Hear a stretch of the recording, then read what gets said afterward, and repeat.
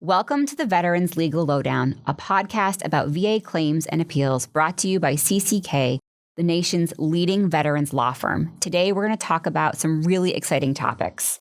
First, we're going to dive into benefits for 100% disabled veterans. Next, we're going to talk about benefits available in disability and healthcare for female veterans. We're also going to look at burn pit exposure outside of PACT Act locations and talk about benefits on the horizon for those folks. And when to know what evidence to file, how much evidence to file, and really how to focus your claim before VA.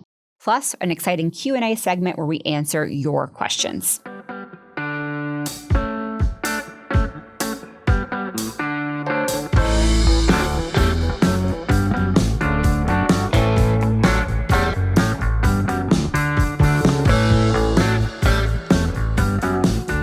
I'm Peterson. I'm a partner here at Chisholm Chisholm Kilpatrick, and today I'm very excited to be joined by my colleague, Jenna Zellmer. Jenna, tell us about yourself. Hi, Emma. Thanks for having me. My name is Jenna Zellmer. I am also a partner at CCK. I have been with the firm for almost 12 years, which is crazy. And my practice primarily focuses on representing veterans before the Court of Appeals for Veterans Claims. That's right. And I'm excited to have Jenna here with me today because we started very close together and have gone through our veterans disability learning journey together. So we're going to dive into some exciting topics for you. But before we get started, don't forget to like, subscribe, comment, and share. And we want to hear your questions and feedback as we continue to develop content in the weeks ahead. So first up, we're going to talk about the big jump when you go from 90% to 100% benefits, because there is a significant increase. And so there's a significant jump in compensation when you go from a combined or individual 90% rating for your VA disability benefits up to that 100% rating. And this, applies even for veterans who are in that edge zone at 93%, 94%. You're getting rounded down to 90. Once you hit 95%, then you're jumping up to that combined scheduler 100% rating.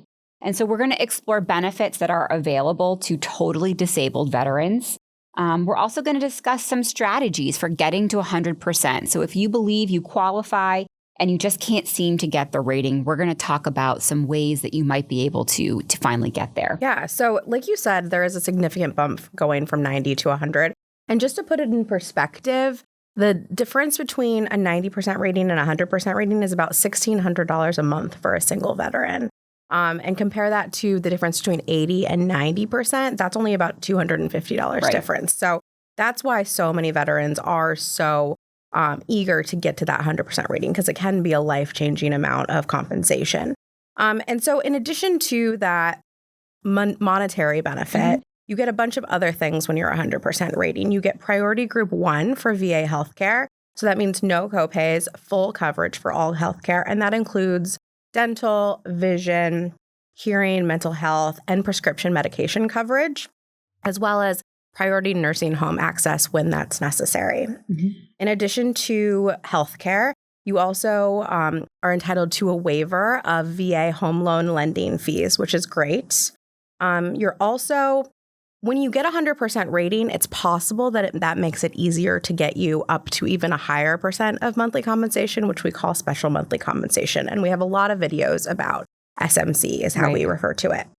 So there's one way to get SMC, which is if you get a 100% rating for a single disability, and then your other combined ratings for your other service-connected disabilities add up to 60%. So it's not an automatic thing. Sometimes veterans think, I'm at 100% rating, I should also get SMC.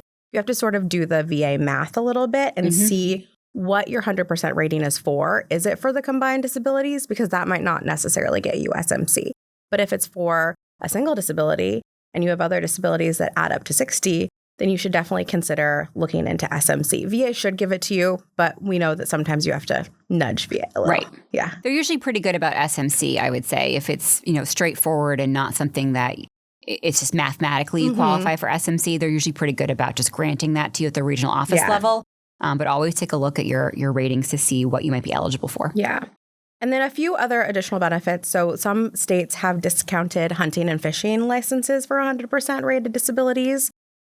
Commissary and exchange access on military bases, And then finally, survivor benefits. So dependency and indemnity compensation, what we call DIC.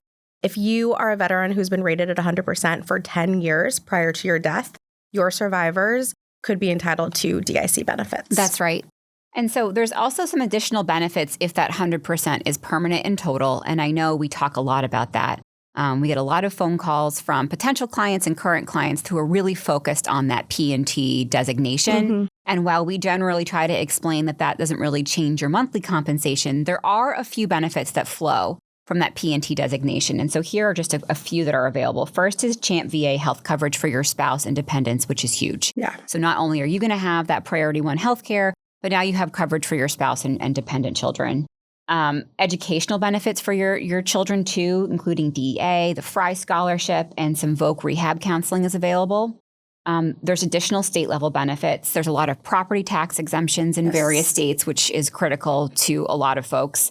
There can be free college tuition at state institutions and universities, more hunting, fishing, those types of passes, and homestead exemptions, things like that. One other interesting benefit that, I didn't really know about until I got into this space is something called Space Aid Travel, where you can fly on DoD, Department of Defense aircraft at no cost, occupying empty seats on military aircraft. Looking a little bit into this, it doesn't sound as breezy as it might seem. I think it requires some legwork, but still a really cool way to travel around the world if you so choose to participate in that. And then finally, you can also get the commissary and exchange privileges, not only for yourself, but also for your dependents and spouse. Yeah. So there's obviously a lot of really good benefits to getting 100%. And I think what's frustrating for a lot of veterans with multiple disabilities is how hard it can be to get to that 100% rating. Right. As we said, there's a huge benefit to getting there. And one challenge to getting from a 90, a 92, a 93, a 94 up to 100 is that VA math, because I think a lot of veterans think, oh, I'm at 90%. I got something rated at 10% or even 20%. That should add up to 100 or 110. Like there should be no problem getting me to 100% rating. But that's unfortunately not how VA math works. So essentially, VA uses this formula to combine ratings. And with each additional rating, the impact is a little bit less every time. So as a result, even if a veteran has a 90% rating and then gets service connected for several more conditions, their combined rating isn't necessarily going to add up to 100%. There's some rounding involved, which, sometimes rounding is a good thing. If you get a 95, you get rounded up to 100. Exactly. So really the threshold is trying to get that combined rating up to 95. And so I think a lot of veterans are frustrated by that. They're confused by that. And they maybe don't see the light at the end of the tunnel for getting to that 100% rating. That's right. So, if you have a high rating already and you think you should qualify for that total disability rating, here's some topics for consideration. So remember, anytime you file for an increase or an additional disability benefit, there is a small chance of reevaluation in that VA might decide one of your service-connected disabilities has improved and propose to reduce you. There are ways to combat that, and we have lots of video content on that. So I wouldn't say don't do it because you're worried about that, but just know it's a possibility and be prepared for the potential event.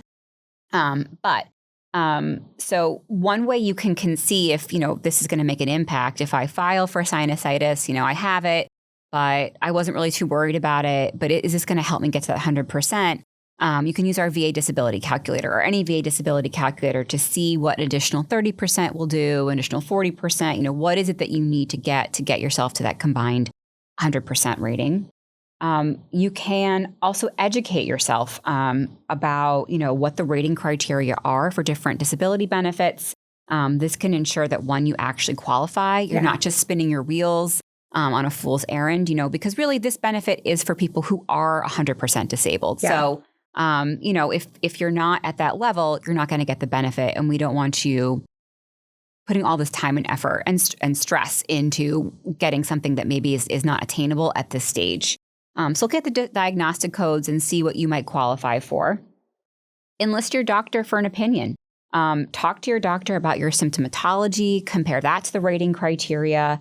And it may help when you're appealing to VA to have that medical evidence that's really in the terms of the diagnostic code so that VA understands, oh, this is how badly this disability is impacting you in your day-to-day life. And then finally, consider secondary claims. We do a lot of content about that.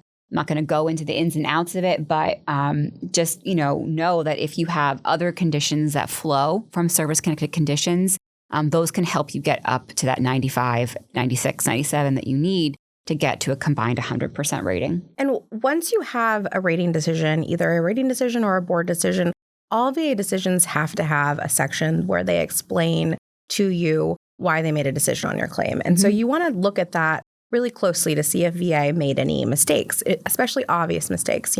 Maybe you had a hearing and you told the VLJ or a hearing officer that you have suicidal ideation. And then the rating decision comes out and they say you don't have it. That's a big way to get a higher rating for psych. Same with maybe a diagnosis. Maybe you have a diagnosis and they say you didn't. So we do see a lot of sort of basic errors sometimes in VA decisions. So you always want to take a look at that really closely to see if there's any clear mistakes in VA's reasoning. Next, you want to think about applying for TDIU. We have a ton of videos on TDIU. That is essentially total disability based on individual unemployability. So if your service-connected disabilities prevent you from working in a substantially gainful role, you may be entitled to a 100% rating, even if your combined ratings don't add up to 100%. And this includes if you are working, but you are making below the federal poverty level, or if you're employed in a situation that's what we call protected. So say you're in a family business and your family has told you, if you weren't my nephew, if you weren't my son, you wouldn't have a job right now because you are just unreliable or for any specific reason. So even if you're working in that capacity, VA may still consider you unemployable. So it's really important to kind of take a look at all of the facts surrounding that and to see if you're eligible. And then finally, we would strongly recommend considering seeking representation. This could take the form of anything, a VSO, an accredited agent, or an attorney. And often VSOs will represent you free of charge at the VA level. And they're very experienced. They have to be accredited with VA, so they have to take a test. They know what they're doing. And they can really give you a realistic assessment of your eligibility for TDIU or for service connection or a higher rating, and help you make those arguments to VA to really put you in the best position possible. Absolutely. So getting to 100% is a major relief for all the reasons we just talked about, not only in disability compensation, that's a significant increase, but also in the other benefits that flow from it, whether it's healthcare, education benefits for family and friends. So it's really a big relief to a lot of veterans to get there, especially for folks who are completely 100% disabled from their military service. So don't stop fighting if you think you deserve these benefits, and let us know if we can help. Women are the fastest growing group of veterans. In 2000, women were just 4% of the veteran population, but by 2040, they are expected to make up 18% of all veterans. Despite this, or maybe because of it, there are some troubling reports and feedback from female veterans about how they're treated, particularly in the VA healthcare space. There have been studies and other reports coming out that female veterans feel either challenged by folks asking, what are you doing here? Are you even a veteran? All the way to feeling sexually harassed and uncomfortable in traditional VA-MC spaces. An interview in 2020 of female veterans said that there were sexist undertones during their healthcare visits. They didn't feel like their symptoms were taken seriously. And others were told that their symptoms were just hormones. So, VA has taken these considerations under advisement because trends like this have serious consequences. For example, the suicide rate for female veterans is a lot higher than it is for non-veteran women. It's about 92% higher. It's a lot. And so, for male veterans, the difference is about 44%. So that's a significant increase. So today we're going to address some recent strides that VA has taken to provide benefits in the healthcare space and others for female veterans. We'll talk about healthcare, like I said, disability benefits specific to female veterans, parenthood, and housing benefits that flow from there. So Jenna, why don't you lead us off talking about kind of what VA has done in the healthcare space for female veterans? Yeah, and I didn't know about this, so this is really exciting, and I'm happy to share it. So Every VA facility has a women veterans program manager who's designated to coordinate gender-specific health care. And within that health care, that includes full gynecological care, contraception, menopause support, and breast cancer screenings. They also maintain a specific website for women veterans to help find available health services. And there's a women's call center. So you can call and speak to a trained woman representative who can help you with VA healthcare enrollment and provide information about eligibility for benefits. And so you want to check that out at womenshealth.va.gov. But I had no idea that there was such specific information and care for women who want to speak with other women about their conditions. So that's great. I think it's great too. And along those lines, in terms of pregnancy, maternity, and postpartum benefits, VA maternity care is covered through community providers. So a lot of VA MCs, they don't have maternity wards, but you can get covered through community care with coordination from the maternity care center coordinator. Postpartum care now extends 12 months after delivery, That's which great. Seems like a minimum to me, but that's all right. I think it's up from what it used to be. And VA now covers 14 days of newborn medical care. So, I think for those out there who are not on VA health insurance, your health insurance usually covers your newborn for a couple days until they're able to get on their own policy. VA is covering for 2 weeks, which is great. So you get all those initial visits out of the way. And VA has the services that you would expect. They have, lactation support, parenting classes, mental health screening for new moms, pregnancy planning and counseling, and care for, high risk and unviable pregnancies. And now VA even offers IVF access to veterans with service-connected health conditions that can cause infertility. And so that's great news because it can be a very expensive process for a lot of couples out there or even singles out there who want to have a child and are unable to do so. It's great. Military sexual trauma care is also free, what we call MST. And the great thing about this is that there's no requirement that you are service-connected for an MST-related condition. You don't have to prove that you were a victim of MST. So I think that's really, really great because we know how traumatic that can be and how much there still is a stigma. There's also women-only therapy groups and MST-focused groups specifically, including residential treatment if you think that you need a little bit extra. And you can also request mental health providers of a specific gender. So if you only feel comfortable speaking with another woman, then that's something that you're entitled to. Intimate partner violence is also something that's a little concerning among female veterans, and there are coordinators now present at every VA facility that you can go to if you are experiencing intimate partner violence. That's great. In one of those studies I was talking about earlier, just anecdotally, some female veterans were reporting how they were sent to MST group therapy, but it was mixed gendered. Yeah. And so, if that can be you're triggering. trying to explain your trauma or delve into that trauma and it just, it really was an uncomfortable situation. So that person just said, I'm not going to go to treatment. So it's great that VA is doing these things for both genders, all genders, any gender, to be comfortable in the space when you're seeking care, especially for MST. Mm-hmm. So in terms of disability compensation, there are conditions that are, male veteran only. But there also are conditions that, if they arise during your service for female veterans are also compensable. And so things like endometriosis, polycystic ovary disease, and unfortunately, if you end up with a condition that requires a hysterectomy, those are all service connectable, again, if they're due to service or arise during your military service.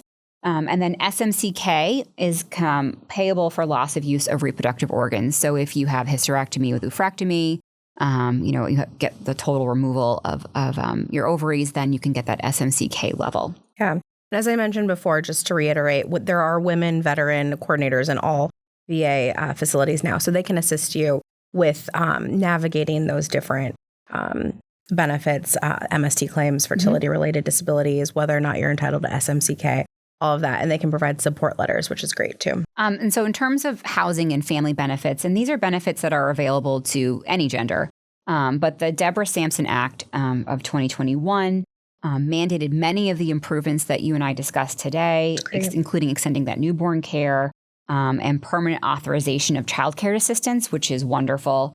Also, it mandated studies on women's prosthetics. So if you think about that, if a prosthetic is really designed for a male body, a male veteran, the average male veteran who needs, a prosthetic device and not necessarily shaped to a female body, that could really be quite uncomfortable. Yeah. So studying female prosthetics and how those need to be designed, and an emphasis on treating women veterans with dignity.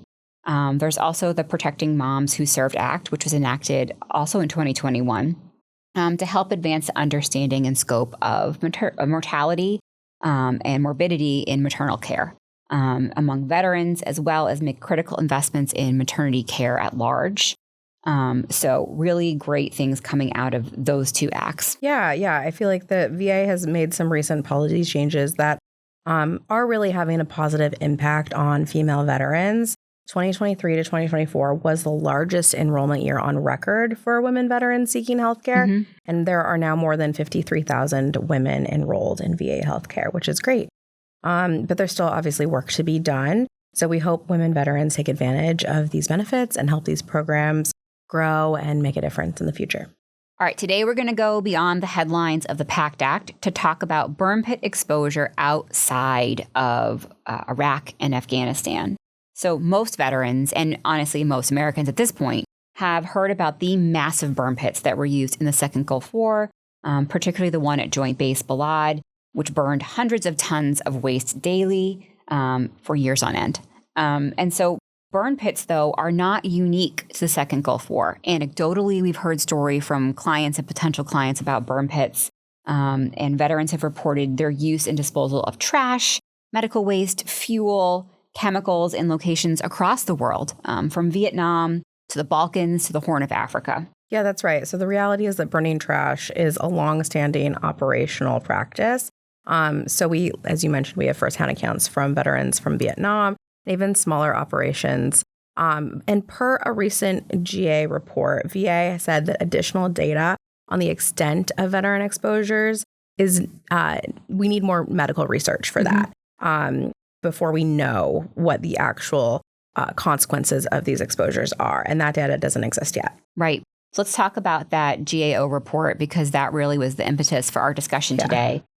So burn pits, burn barrels, and burnout latrines are an easy way for deployed troops to get rid of waste. That can include plastics, chemicals, vehicle parts, food waste, medical waste, even human waste. And the difference between what was used maybe operationally in the past and the Second Gulf War scale. So as I mentioned, the Balad Air Base in Iraq had one of the largest burn pits ever operated by the U.S. military, burning hundreds of tons of material for days, for years on end. We've all seen those pictures of just this huge pit of garbage on fire, soldiers driving bulldozers, moving the burning garbage around. And it created that very dense black smoke that contained dioxins, volatile organic compounds, and heavy metals. Yeah. So we all know about the burn pits in Southwest Asia, but the earlier burn pits like those that were used in Vietnam were much smaller, but they often burned similar toxic materials, and there was less environmental understanding and therefore less environmental control.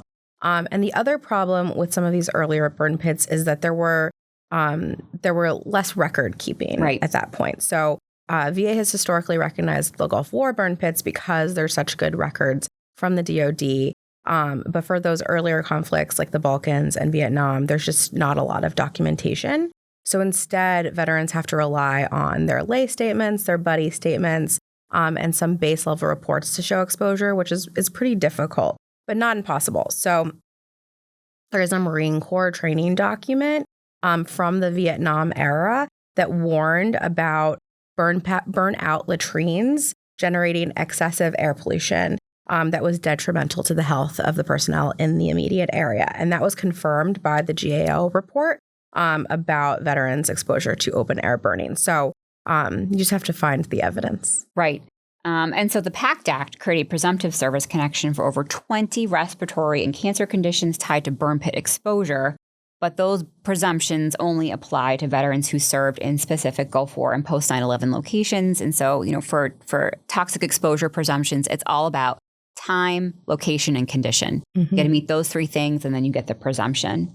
So veterans outside those regions or with conditions not on the presumptive list can still file claims. You can always file a claim. Anything due to service should be service connected. Yes. That's, in the regulations, in the statute.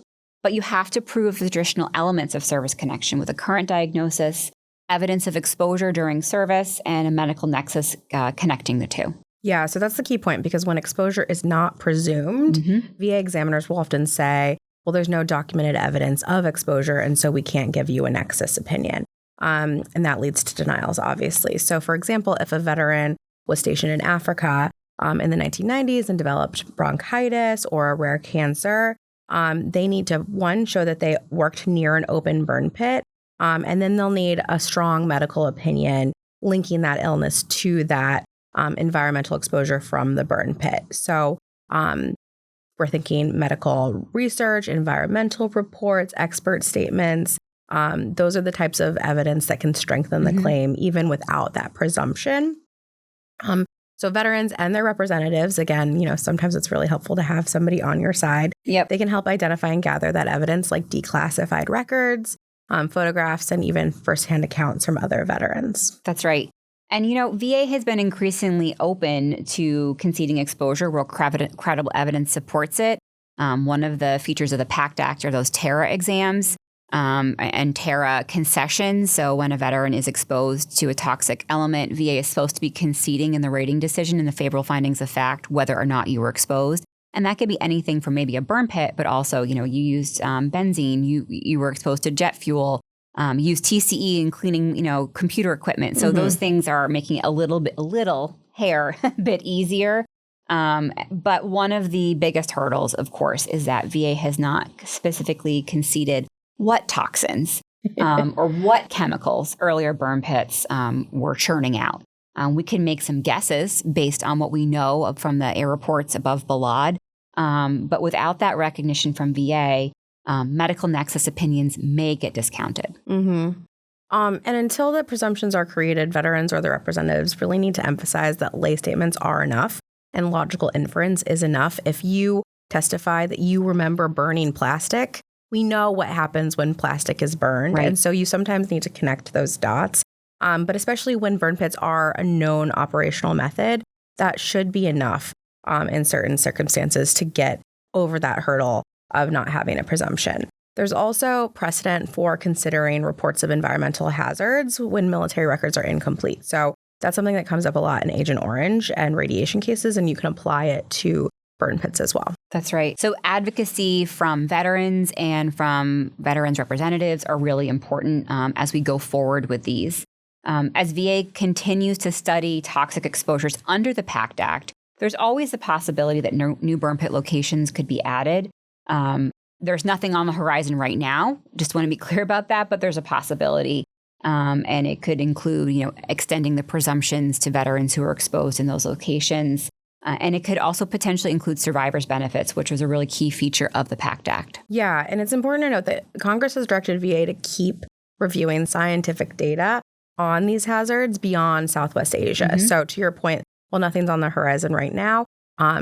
Science is always evolving, always changing. And so the more information we know, we may see more burn pit related conditions recognized for maybe Vietnam or Cold War veterans. You just never know. There's also a working group that's central to this process. So the Open Burn Pit Registry is part of that. And so veterans should register even if they're not covered by the current presumption list. If they were exposed to burn pits, you should register for that burn pit list, because you never know. That could continue to drive policy further. It could continue to build evidence. The more people are registered, the more data VA will have. That's right. I think going into this, when you and I first looked at this topic, I knew about the burn pit registry for Gulf War veterans, and I know that they're automatically included. But as you said, anyone can register. So if you were exposed to burn pits at any point in service, register. Go ahead. Tell them about the exposure. Have a doctor take a look at your medical conditions, and that can only help. The more data points VA has, the more likely we'll be able to move this issue forward. So the final bottom line is that burn pit exposure is not just a Gulf War issue. It's decades-long global issue that's affected veterans of multiple generations. So even if your service doesn't fall under presumptive location or presumptive condition, it's worth pursuing a claim if you can gather that credible evidence that we talked about. Veterans shouldn't assume they're excluded just because their deployment was earlier or outside Iraq and Afghanistan. And with the PACT Act, VA has really opened the door to a broader discussion about environmental exposure amongst veterans. In this segment, we're going to talk about the best evidence to use at every stage in your claim and appeal. And the idea is that we'd like to help you avoid any unnecessary legwork and frustration in an already confusing and frustrating process. Yes. Yeah. So in my experience working at the Court of Appeals for Veterans Claims, I receive what we call the record before the agency. And I have to tell you, there are so many times when we're looking at that record, which is thousands of pages long, where you see duplicate opinions, duplicate treatment records, duplicate statements that sort of, for lack of a better word, clutter up the file.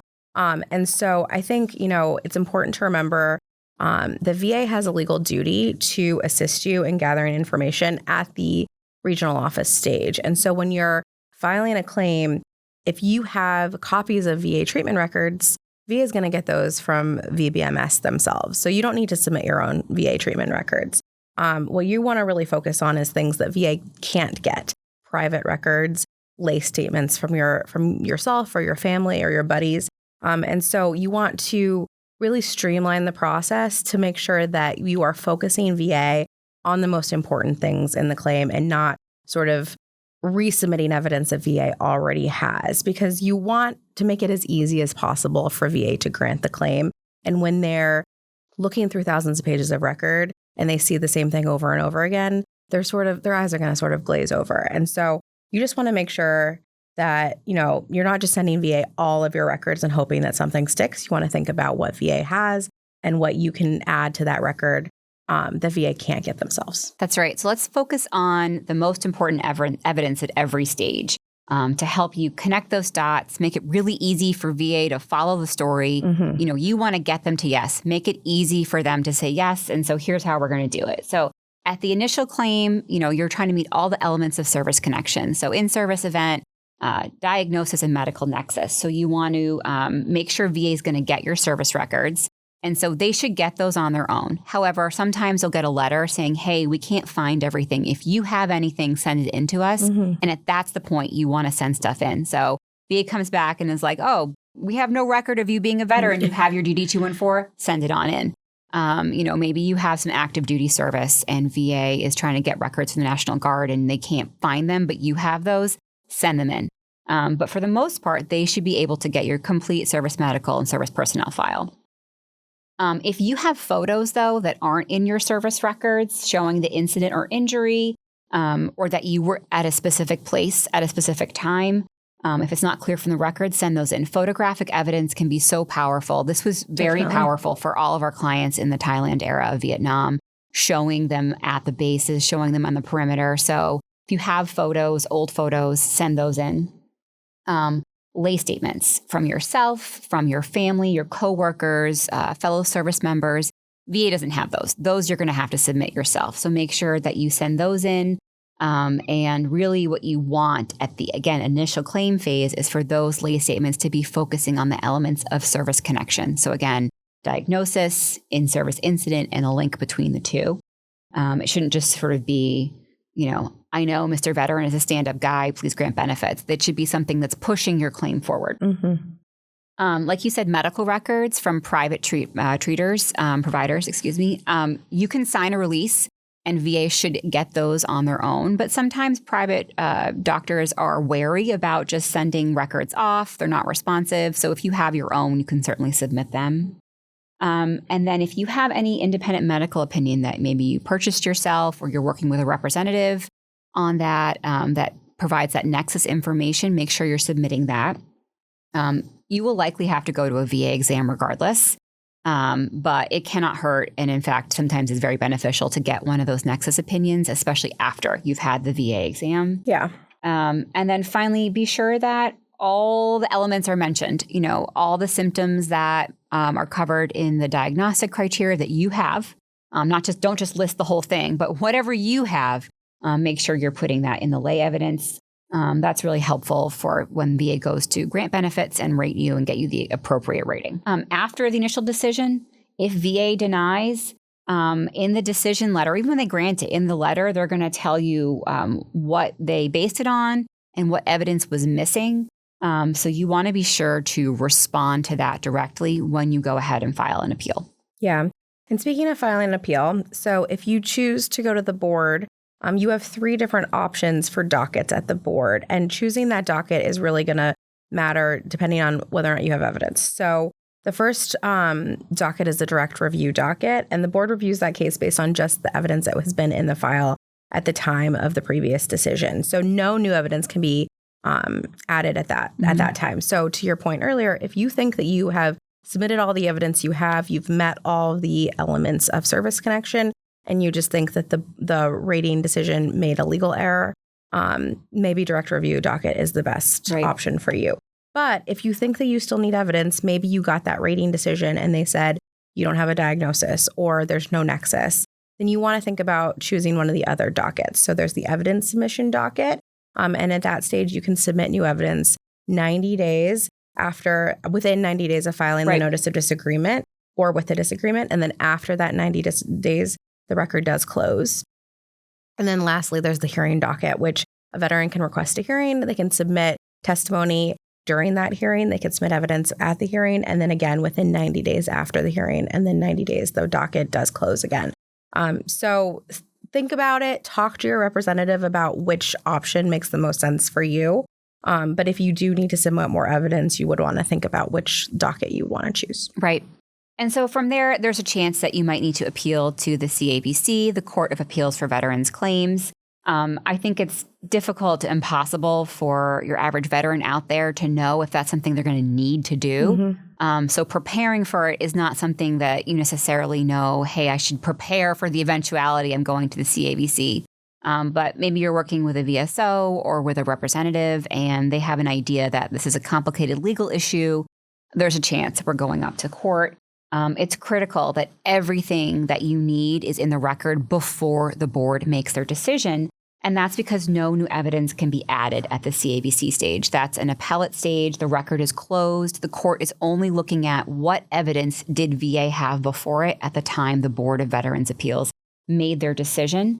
So you can't add anything at that stage. So for what it's worth, if you think that's an eventuality or a possibility, or you want to leave the possibility open, critical to get all that evidence in before the board makes its decision.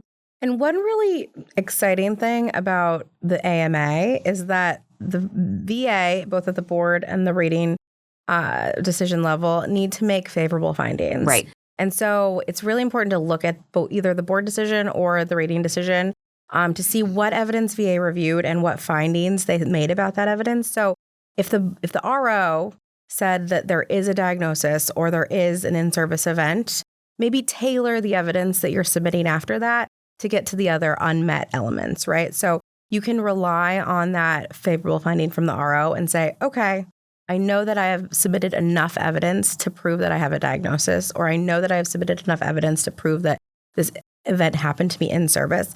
Now I can just focus on the nexus. And so it helps sort of in the process of getting up to the board and up to the court, you're sort of checking the boxes, process of elimination to make sure that you're setting yourself up. Right. And so there's a couple pieces of additional evidence required for specific claim types.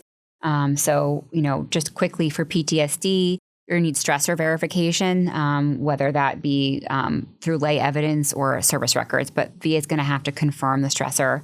For presumptive service connections, we were talking about that earlier with burn pits, but you're going to need time, place, location, and a current diagnosis that meets those presumptive requirements. And then for TDIU, a big benefit on many veterans' minds, VA is going to want your employment records. Your Social Security earnings statement is really helpful there. And then any vocational rehabilitation documents that you might have, or even a vocational expert report that you might have obtained. So some key takeaways really are focus on quality and relevance to what you are doing and not just quantity. Don't throw the kitchen sink at VA and hope for the best. And, it's not to say that this is on veterans to figure out by themselves, because I know it's complicated. So don't stress out too much. Is this relevant? It's going to hurt me. It's not going to hurt you. But make sure you are responding to what's needed. And winning a claim doesn't really require you or VA drowning in paperwork. It's about showing them what they need to get to yes. So when in doubt, you can always work with, like we mentioned, a VSO, an accredited representative, or an accredited attorney, because experience can definitely make a difference here in knowing what evidence and how much evidence to submit as you work through your claim and appeal process. Welcome to the CCK Law Q&A segment. These are questions that were inspired by the ones submitted to us over the past several weeks from clients, from commentators and viewers, and even other practitioners. Remember that all of these are just legal information. This is not legal advice. This is not specific legal advice for you. We are not your attorney. We are not your attorneys. This is just for informational purposes, but we want to make sure we get those questions answered. So with that, Jenna, jump in. Tell us what the first question is. This is fun. So the first question is, can VA reduce a total and permanent rating of 100% after the 5-year mark? And so the answer, I forgot that I'm asking and then I'm answering. VA, generally no. The short answer is no. So VA can't easily reduce 100% rating after 5 years because after 5 years, the rating is considered stabilized. So there needs to be clear evidence of sustained improvement in the ordinary conditions of your daily life before VA can reduce it. There are specific things that VA needs to prove, and the burden is on VA to reduce your rating. So if a rating is marked permanent and total, VA usually will not have an opportunity to reevaluate you unless there's some suspicion or evidence of fraud or clear error. So it's the short answer is it's difficult, and you shouldn't be too worried that VA is going to one day just reduce your rating. Absolutely. All right. So this question, I'm 90% with TDIU. I have a buddy who hired me for $250 a week to do some part-time office stuff. It can be any days or hours, and I can leave anytime I need. Will this amount affect my benefits? So earning a very small, flexible income like that usually doesn't affect TDIU because benefits should continue as long as that work qualifies as marginal employment. So earning below the federal poverty threshold for a single individual is not considered substantially gainful employment, and so that shouldn't affect your TDIU benefits. Also, you talked about earlier protected or sheltered if you're working for a family member and they're making really drastic accommodations for you. That shouldn't affect your IU benefits either. But don't assume that it's going to just be smooth sailing. VA can review your employment to confirm that you aren't earning substantially gainful earnings. If you're going to start getting Social Security earnings and they're going to show up on that report, VA will find out about it.